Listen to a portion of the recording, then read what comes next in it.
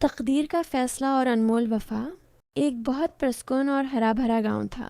وہاں ایک غریب کسان اور اس کی بیٹی رہتے تھے۔ بیٹی کا نام مریم تھا، وہ بہت سمجھدار تھی۔ باپ کا نام بوڑھا بابا فضل تھا، وہ بیمار تھا۔ مریم گھر کا سارا کام خود کرتی تھی۔ وہ جنگل سے لکڑیاں کاٹ کر شہر بیچتی تھی۔ ایک دن جنگل میں اسے ایک زخمی شخص ملا۔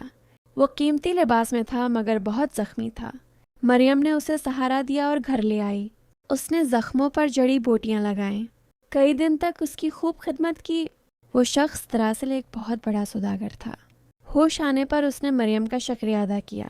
اس نے مریم سے شادی کی خواہش ظاہر کی۔ بابا فضل بہت خوش ہوا اور شادی ہو گئی۔ مریم اب شہر کے بڑے محل میں رہتی تھی۔ سوداگر کا نام شاہد تھا، وہ بہت شکی تھا۔ اس نے مریم پر سخت پابندیاں لگا دیں۔ وہ اسے کمرے میں بند کر کے چلا جاتا۔ مریم خاموشی سے اپنا سب کچھ سہتی رہی۔ ایک دن شاہد ایک طویل سفر پر نکلا۔ اس نے مریم کو گھر کی چابیاں دیں مگر ایک خاص کمرہ کھولنے سے منع کیا۔ مریم نے سارا گھر صاف کیا مگر وہ نہ کھولا۔ کئی ماہ گزر گئے مگر شاہد واپس نہ آیا۔ شہر میں خبر پھیلی کہ وہ لٹ چکا ہے۔ اس کے دشمنوں نے اس کا سب کچھ چھین لیا۔ مریم اکیلی اس بڑے محل میں رہتی تھی۔ ایک دن ایک فقیر محل کے دروازے پر آیا۔ اس کی حالت بہت زیادہ خراب اور زار تھی۔ مریم نے اسے کھانا دیا اور پانی پلایا۔ فقیر نے سر اٹھایا تو مریم حیران رہ گئی۔ وہ فقیر کوئی اور نہیں بلکہ شاہد ہی تھا۔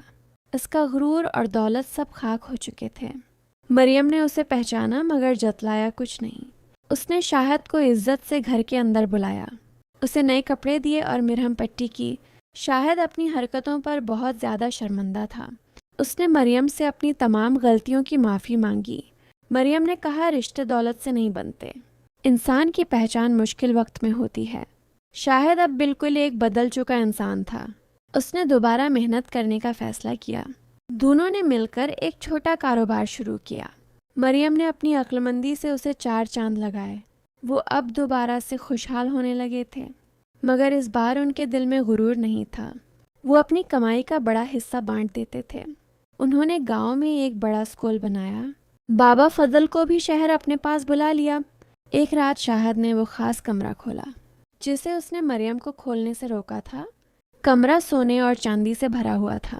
شاہد نے کہا یہ سب تمہاری وفا کا صلہ ہے۔ مریم نے کہا میرے لیے آپ کی محبت کافی ہے۔ یہ دولت تو ہاتھ کی میل ہے، آنی جانی ہے۔ دونوں نے وہ سارا خزانہ یتیموں میں بانٹا۔ ان کی شہرت پورے ملک میں پھیل گئی۔ بادشاہ نے انہیں دربار میں عزت سے بلایا۔ شاہد اب بادشاہ کا خاص مشیر بن چکا تھا۔ اس نے ہمیشہ انصاف اور سچ کا ساتھ دیا۔ مریم نے عورتوں کے لیے دستکاری مرکز کھولا۔ وہ دونوں اب ہزاروں لوگوں کے محسن تھے۔ وقت گزرتا گیا اور وہ دونوں بوڑھے ہو گئے۔ ان کے بچے بھی بہت نیک اور فرمان بردار نکلے۔ ان کی زندگی سب کے لیے ایک بڑی مثال تھی کہ صبر کا پھل ہمیشہ بہت میٹھا ہوتا ہے۔ کبھی کسی کی مجبوری کا فائدہ نہ اٹھاؤ۔ اللہ کی رسی کو ہمیشہ مضبوطی سے تھامو۔ نیک نیتی ہی انسان کو بلندی پر لے جاتی ہے۔ جھوٹ اور فریب کی عمر بہت چھوٹی ہوتی ہے۔ ہمیشہ سچ بولو اور حق پر قائم رہو۔ دولت کا نشہ انسان کو اندھا کر دیتا ہے مگر انسانیت ہمیشہ زندہ اور تابندہ رہتی ہے۔ مریم اور شاہد کی کہانی آج بھی زندہ ہے۔ لوگ ان کا نام بہت احترام سے لیتے ہیں۔ اللہ ہم سب کو نیک راہ پر چلائے۔ آمین ثم آمین۔